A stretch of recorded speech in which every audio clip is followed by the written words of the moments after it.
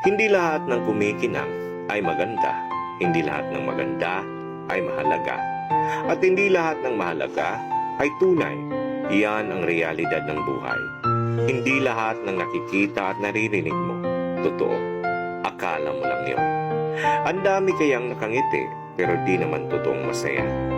Ang dami kayang nakatira sa malalaking bahay, may malalawak na ari-arian at may magagarang sasakyan, pero di naman totoong masaya. Ang dami kayang may magagandang trabaho, mga buwang pamilya, pero di naman totoong masaya. Alam mo bakit? Walang perpekto sa buhay.